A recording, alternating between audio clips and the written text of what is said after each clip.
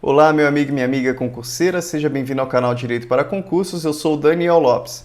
Nessa aula de hoje nós vamos terminar os artigos com relação à sua matéria de Direito Penal. Só ficou restando então estudarmos os crimes contra a administração da Justiça.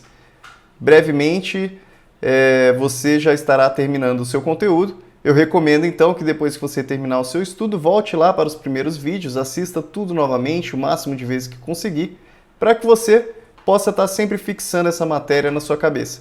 E também resolva sempre questões, que é muito importante você concomitantemente estar resolvendo questões. Muito obrigado, uma excelente aula para você. Vamos lá, meus amigos. Hoje iremos tratar a respeito dos últimos itens do seu edital com relação ao direito penal, do 339 até o 347, 357 e 359.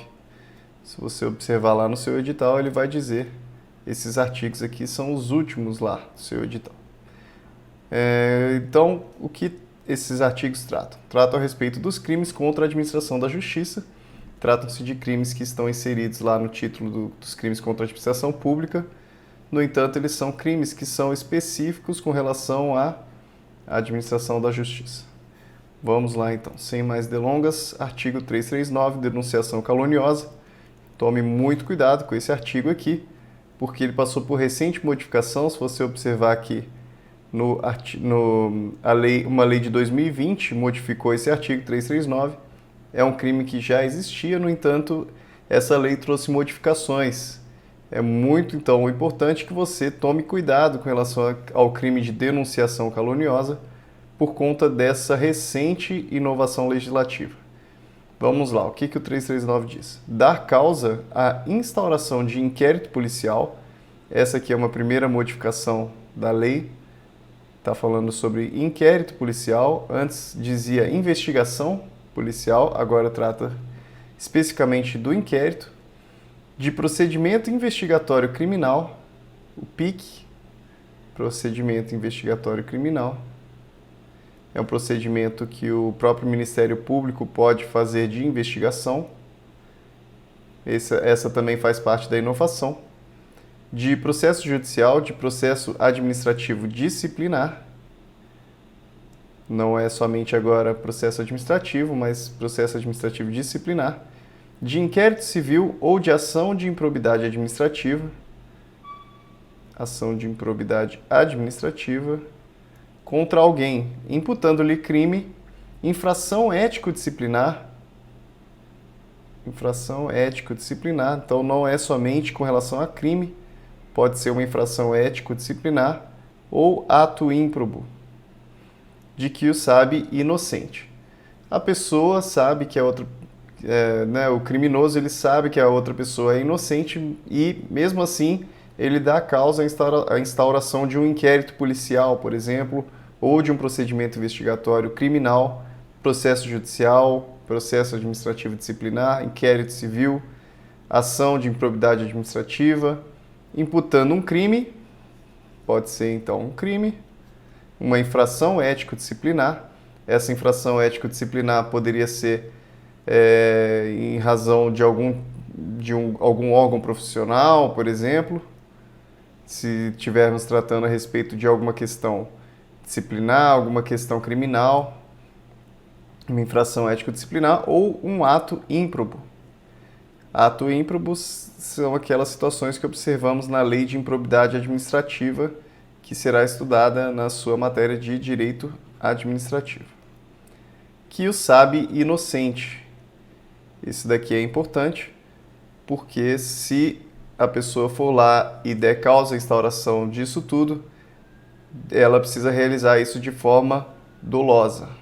Precisa que haver dolo nessa atitude dela, porque é necessário que ela saiba que a outra pessoa é inocente.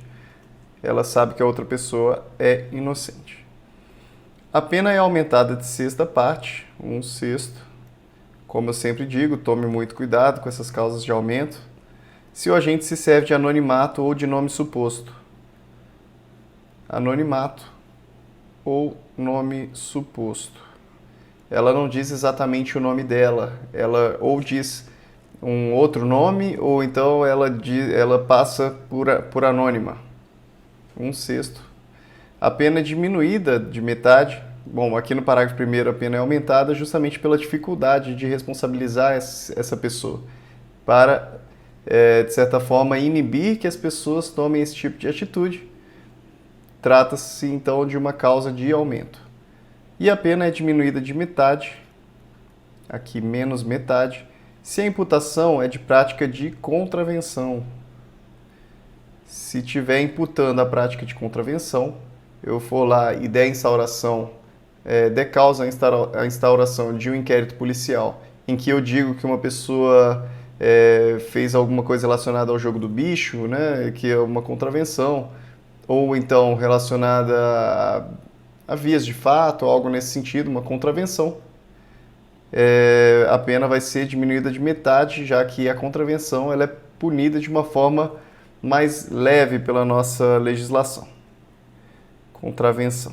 Ele vai tentar te confundir aqui dizendo que algum outro tipo de crime, a pena poderia ser diminuída da metade, mas é somente com relação à contravenção. Comunicação falsa de crime ou de contravenção. Provocar a ação de autoridade comunicando-lhe a ocorrência de crime ou de contravenção que sabe não se ter verificado. Temos aqui, então, uma hipótese diferente da anterior.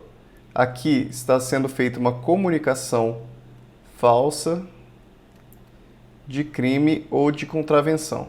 Aqui está sendo provocada a ação da autoridade, comunicando que ocorreu algum crime, só que a pessoa sabe que não ocorreu crime nenhum. O foco dessa situação do artigo 340 é com relação ao crime, a um crime que não ocorreu. O foco no artigo 339 é com relação à pessoa. A pessoa que ela sabe que é inocente e ainda assim ela vai lá e ela dá causa para a instauração desses procedimentos aqui. Aqui é diferente, ele provoca a ação de autoridade. O problema aqui é que ele está provocando a ação de uma autoridade de algo que ele sabe que não ocorreu, não aconteceu nada. Aqui o foco, então, é o crime e aqui o foco é a pessoa que está sendo acusada. Detenção de 1 a 6 meses ou multa. Autoacusação falsa. Acusar-se perante a autoridade de crime inexistente ou praticado por outrem. A pessoa acusar a si próprio, às vezes ela tenta cobrir, né, outra pessoa, tenta fazer com que a outra pessoa não seja punida, e em razão disso ela acaba se autoacusando falsamente perante a autoridade, às vezes de um crime que pode ser inexistente. Ela pode ter ali uma motivação qualquer que seja para poder dizer que fez algum crime, ou vai dizer com relação a um crime que foi praticado por outra pessoa, ela vai estar tentando cobrir aquela outra pessoa. É uma detenção de 3 meses a 2 anos ou multa. Falso testemunho ou falsa perícia. Tome muito cuidado também com esse artigo. Também muitíssimo cobrado falso testemunho ou falsa perícia. Fazer afirmação falsa ou negar ou calar a verdade como testemunha. Tome muito cuidado aqui. Fazer afirmação falsa ou negar ou calar a verdade como testemunha, porque existem pessoas que vão dizer, olha, mas e o direito ao silêncio? O direito ao silêncio se aplica à testemunha? O direito ao silêncio não se aplica à testemunha. O direito ao silêncio ele se aplica ao acusado, ao réu. É diferente. Com relação à testemunha, ele é obrigado a dizer a verdade.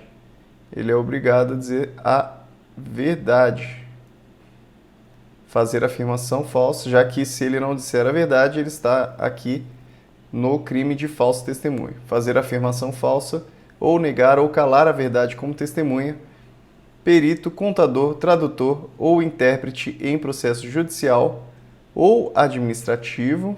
Cuidado aqui, ele fala também de processo administrativo, também de inquérito policial e também em juízo arbitral, tá? Muito cuidado, porque ele fala tanto judicial Quanto ao administrativo, inquérito policial ou juízo arbitral. Tamanha a importância da testemunha para a produção de provas. A testemunha é ali um elemento extremamente relevante para a instrução e julgamento. Reclusão de 2 a 4 anos e multa. As penas aumentam-se de 1/6 a 1/3 se o crime é praticado mediante suborno ou se cometido com o fim de obter prova destinada a produzir efeito em processo penal ou em processo civil em que for parte entidade da administração pública direta ou indireta. Vamos lá então, o que ele está dizendo? Que aumenta de 1/6 a 1/3 se, primeira hipótese, suborno. Houve ali suborno. Ou a outra hipótese é que com esse falso testemunho, ele quer produzir algum tipo de prova. Por quê? Quando a pessoa ela produz um testemunho, acaba sendo feito ali um termo de testemunha, tá? E isso tudo fica documentado dentro de um processo. E tudo isso pode levar a algum tipo de julgamento. A ideia é que isso leve a algum julgamento. E tudo isso, a pessoa pode ter a intenção de que esse julgamento, de que esse processo documentado prove alguma situação de relevância para ele. E ele acaba se aproveitando daquilo, ele se utiliza daquele processo em que ele foi testemunha para obter uma prova em um processo penal ou um processo civil em que for parte entidade da administração pública direta ou indireta. A segunda hipótese, dessa forma, é obter prova que ela é destinada a produzir efeito em um processo. Aqui ele já não fala de um processo administrativo, ele fala de um processo penal ou um processo civil. E não é também qualquer processo penal ou civil, é um processo em que a administração pública for parte. A primeira hipótese, então, ela é muito simples, é simplesmente haver algum tipo de suborno. Se houver algum tipo de suborno envolvido, já aumenta de 1/6 a 1/3. A segunda hipótese, ela já tem alguns critérios maiores aqui que ela precisa, mas esse segundo critério é sempre com relação à obtenção de prova, em um processo penal ou civil, em que a administração pública for parte. Aqui defende-se a administração pública 2 vezes. Tanto aqui no falso testemunho já está se defendendo a administração pública com relação à sua administração da justiça, e aqui no segundo está se tentando defender a administração pública também, quando a administração pública ela é parte nesses processos. Por isso que tem essa situação de aumento de pena, porque a administração pública ela acaba sendo lesada em dobro. Pense nisso. Com relação ao processo penal ou civil, só tomar cuidado aqui que ele não fala do processo administrativo aqui embaixo. Aqui em cima ele fala do processo administrativo. O fato deixa de ser punível se, antes da sentença, no processo em que ocorreu o ilícito, o agente se retrata ou declara a verdade. No processo em que ele foi testemunha no processo A. Se nesse processo A, em que ele foi testemunha, ele deu algum tipo de falso testemunho, algum tipo de falsa perícia, o fato ele deixa de ser punível, deixa de se punir o falso testemunho e falsa perícia, se antes da sentença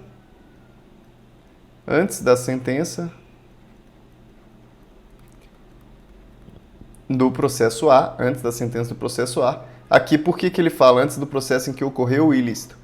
Para você não confundir com relação ao processo em que se está investigando, ali que se está julgando, processando e julgando o falso testemunho em si.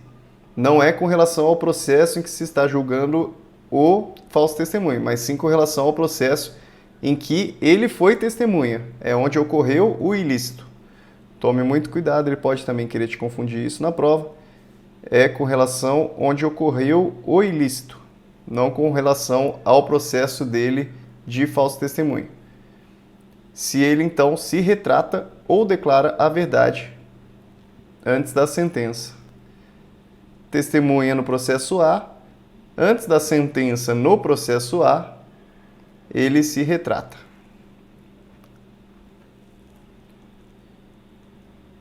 (343) Dar, oferecer ou prometer dinheiro ou qualquer outra vantagem à testemunha, perito, contador, tradutor ou intérprete para fazer afirmação falsa, negar ou calar a verdade em depoimento, perícia, cálculos, tradução ou interpretação.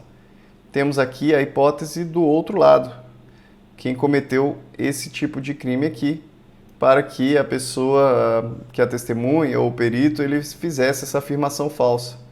Ele de alguma forma deu, ofereceu ou prometeu, pode ser dinheiro ou pode ser qualquer outra vantagem. Qualquer outra vantagem. Para que então fosse feita essa afirmação falsa, negasse a verdade, calasse a verdade em depoimento, etc. Tome cuidado, porque ele pode querer te dizer que essa pessoa que dá o dinheiro, que dá a vantagem, também cairia aqui no crime do 342, quando na realidade ele cai no crime do 343. No 343. Reclusão de 3 a 4 anos e multa. Parágrafo único. As penas aumentam-se de 1/6 a 1/3. Novamente, 1/6 a 1/3. Se o crime é cometido com o fim de obter prova destinada a produzir efeito em processo penal ou em processo civil em que for parte entidade da administração pública direta ou indireta. É a mesma situação da segunda hipótese que acabamos de abordar. Lembrar que a primeira hipótese aqui não está sendo tratada, já que o suborno ele já é presumido aqui nesse crime. O suborno ele é presumido. Já que o próprio artigo 343 já fala sobre dar, oferecer, prometer dinheiro ou vantagem. 344, coação no curso do processo. Coação tem a ver com violência, ameaça, e o próprio artigo aqui já trata sobre isso.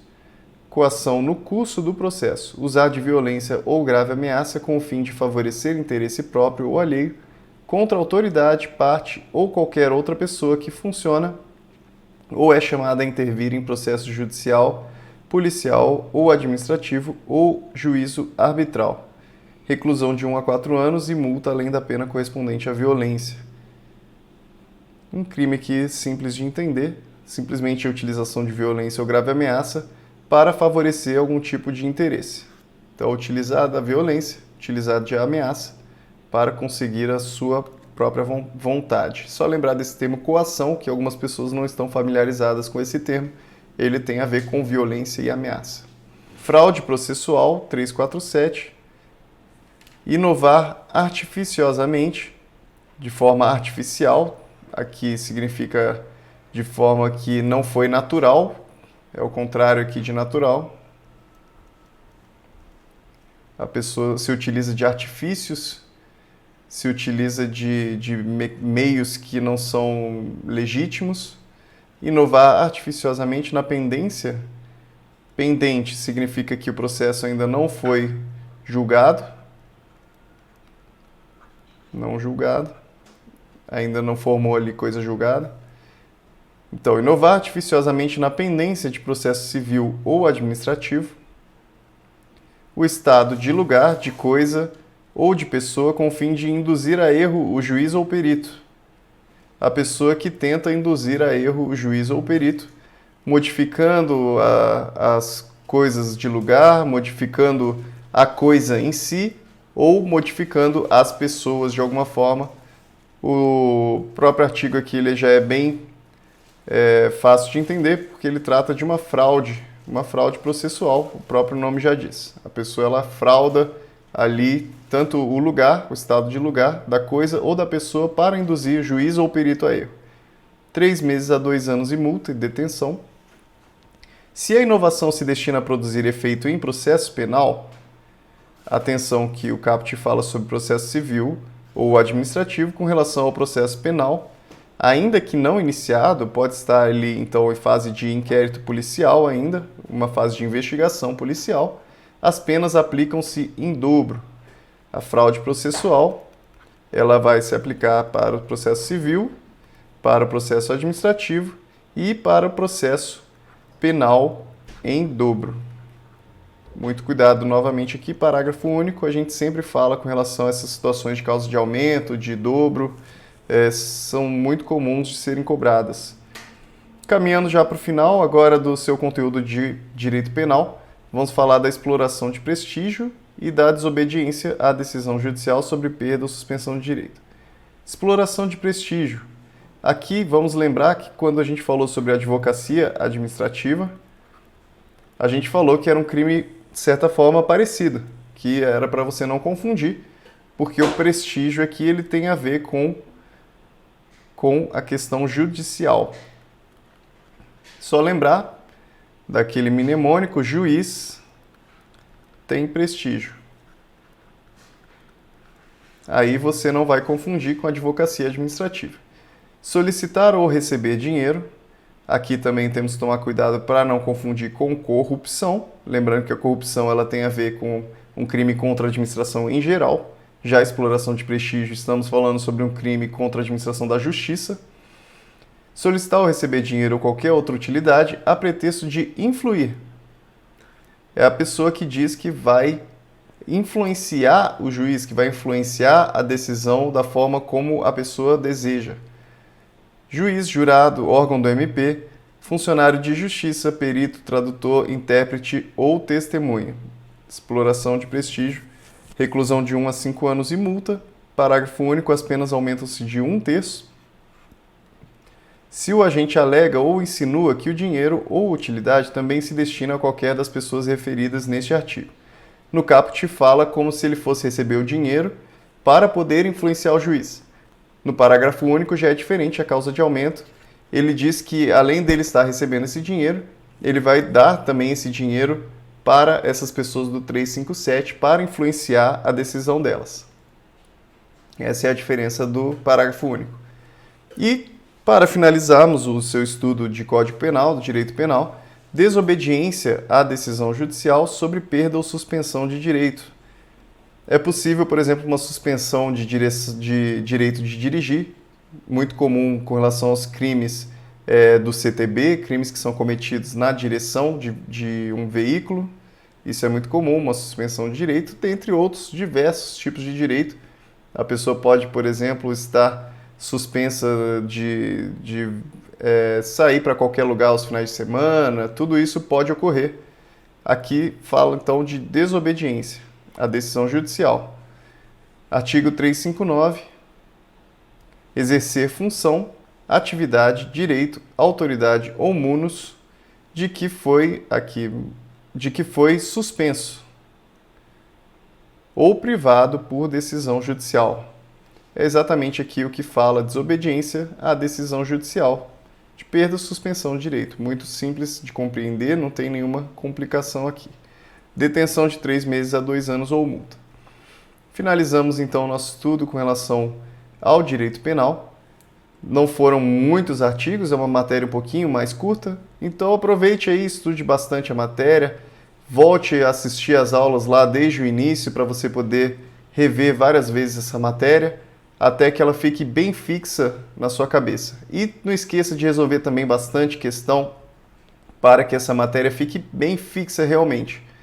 Uma excelente forma de você rever as matérias, de acabar não esquecendo depois, é você resolvendo questões e vendo exatamente a forma como é cobrado na sua prova. Para que a sua memória acaba sempre fazendo uma ligação com relação ao que você resolveu nas questões. Então, deixa o seu joinha aí no vídeo, não esquece de nos ajudar, comente e compartilhe com seus amigos, não esquece de ativar o sininho também. E então, uma excelente preparação para você, ótimos estudos e muito obrigado.